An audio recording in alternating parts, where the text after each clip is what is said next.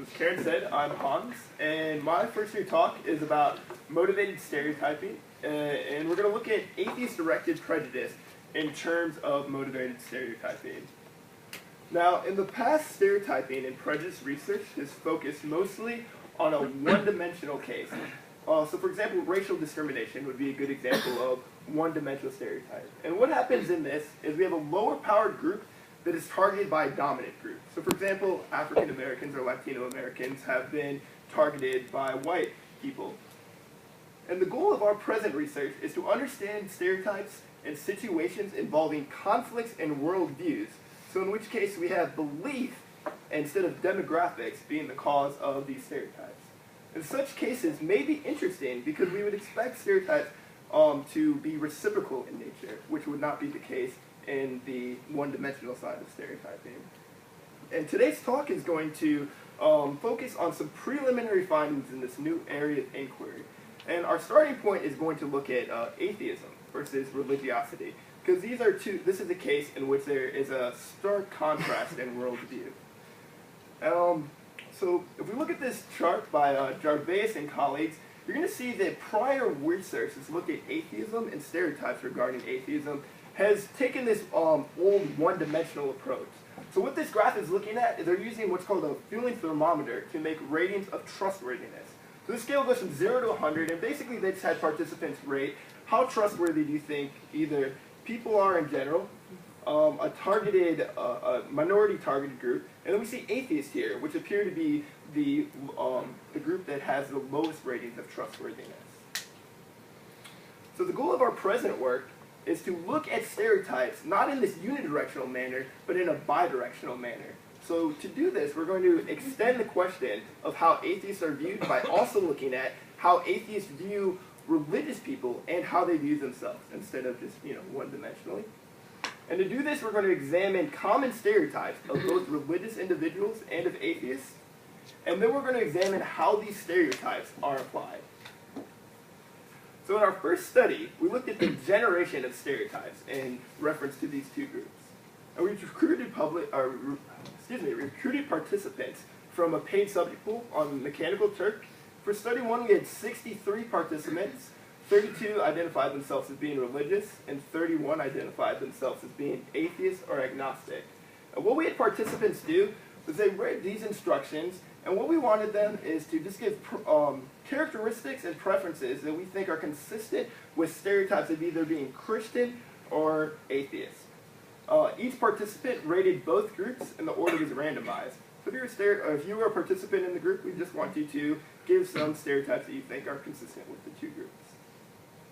And what we found are, this table represents stereotypes that are either consistent with being atheist or Christian, or the ones that were inconsistent. And the two dimensions that activated, you'll see up here, are intelligence and altruism. So we're going to focus on the top graph, because these are the stereotypes that were consistent with the two groups. Like I said, intelligence and altruism. So for example, in the first case, the characteristic would be intelligence. So the example of that, atheists are intelligent, atheists are educated people. This is a common stereotype. And when raters were atheists, 94% of them spontaneously generated this stereotype. When the participant was a religious rater, only 41% of them identified that as being a stereotype. So I want to bring your attention to the highlighted stereotypes here.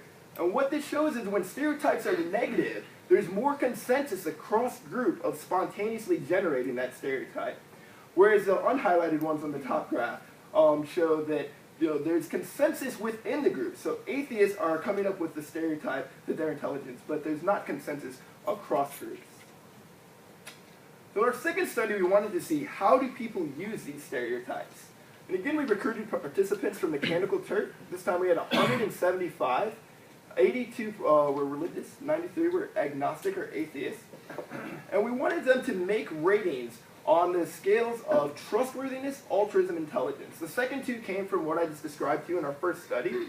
And trustworthiness we got from the previous work that's been done on atheists, Jarvis' unidimensional approach to stereotypes. Now all participants were asked to rate a target on these three dimensions, and we did this in a between subjects design, where a subject was, or excuse me, where a target was described as either being atheist or religious. And I'll give you an example of exactly what participants saw. So they saw Greg here, and they read Greg. This is Greg. Greg is 34 years old, has a full-time job, enjoys watching movies and listening to music in his free time. And Greg is either described as atheist or religious. That's the only thing we manipulated about this description. And an example of a question that someone would have rated Greg on: how likely do you think Greg would be to cheat if he could do so with no chance of being caught?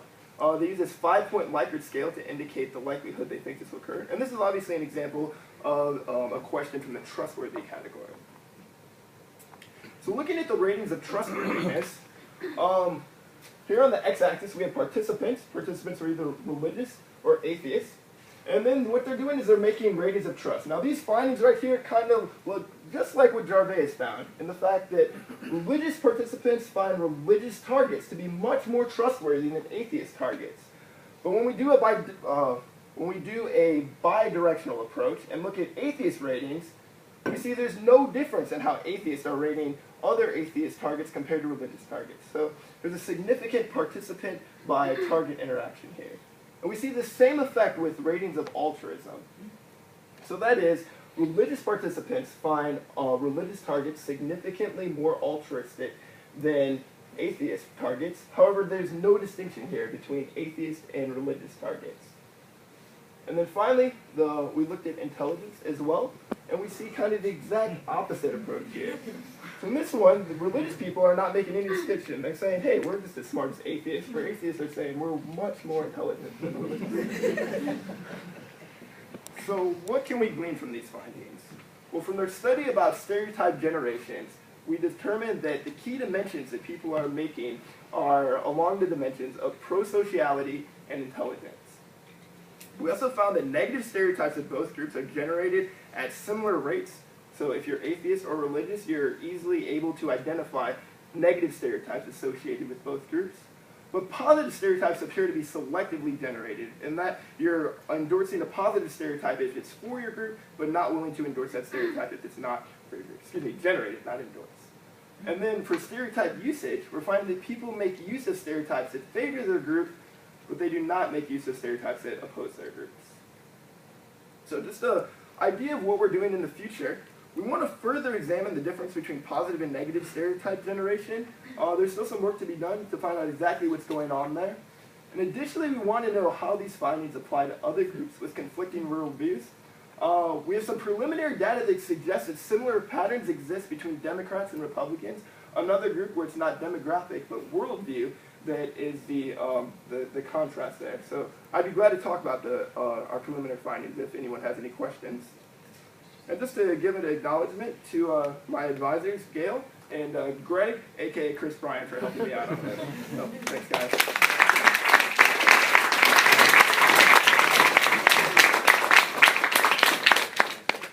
Questions? You ask the subject what they think you're up to?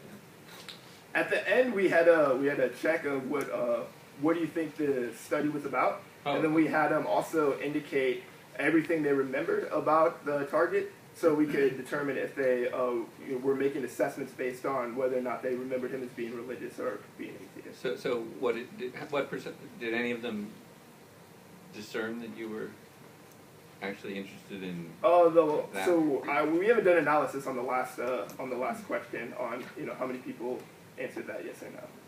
Because I would think that the word atheist particularly is sort of unusual, and I think people might just think, well, you're kind of wondering about my stereotypes about atheism, and if that's true, then what you might be learning about is what they want you to think their stereotypes about atheism are, rather than what they... Yeah, if you were a little more sly and had a lot more material embedded in... In the first study, so we're not interested exactly what people's personal views on atheism are. The second study I'm talking about. In the second study. Yeah, so we just wanted to make the manipulation there as salient as possible so we could find out exactly what's going on when we further investigate this. I could be wrong, but I thought that in your first study that you showed that there was a difference in how people who self-identified as religious perceived atheists and religious people in terms of intelligence, but then the second study you didn't? Is that correct? What was the further results of the first study with respect to... So on the first study, we were just looking at how people spontaneously generate stereotypes. Okay. And then on the second study, we're looking at how they're using these stereotypes to make assessments about someone's attribution. Right, although did you find a difference in terms of intelligence? So intelligence, there's no difference for religious raters, because that was a negative stereotype associated with religiosity. But for atheist participants, there was that difference. That's in the second one? That's in the second. In the first one, in terms of the label attached? So we weren't really like making analysis of how people are using, just to generate how people are generating them. Okay. I kind of wanted to ask if you thought, because I think that, you know, you're talking about kind of the pro-social area and then the area of intelligence, you know, whether or not you think someone's intelligent. Those two things kind of you could see those relating to each other though, because I think there are a lot of beliefs about, and there's actually evidence, right, that more intelligent people can often, you know, get away with more bad things, right? Especially social and more moral behaviors that have to do with like lying and deceiving people.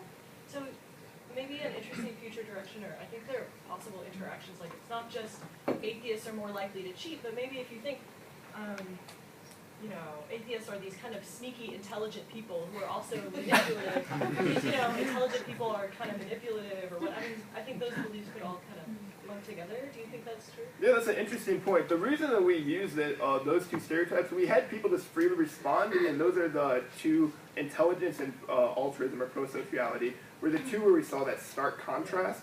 So that's why we decided to evaluate those. So when we did coding of all the stereotypes, those are the most prominent I just wonder ones. about where the people think that the causal arrow is going. Yeah. Because they think like atheists behave this way because they tend to be these kind of manipulatively smart people who like to play with social dynamics. You know, like it could be something interesting to pull. Yeah, I think it would be interesting to look at the interactions between those in the future direction. John? I don't know, this might be similar to what you're saying, but I sort of thought of your findings as getting at, you can frame it in stereotypes, but maybe getting at a person's idealized self-image. Everybody walks around with, I sort of think of people as being that way, and so atheists have certain dimensions that they pride themselves on and think of themselves as being intelligent, let's say. So it's not so much that they're rating other atheists as being intelligent, they're saying, I'm intelligent, and religious people are saying, I'm altruistic, or whatever it was that they Yeah. So it's a way you're measuring idealized self-image. Is that possible? That could be possible, though. So we put up the picture of Chris to kind of really make it real for someone. That way they're actually looking at a target, and they have that as a reinforcer when they're making the assessment.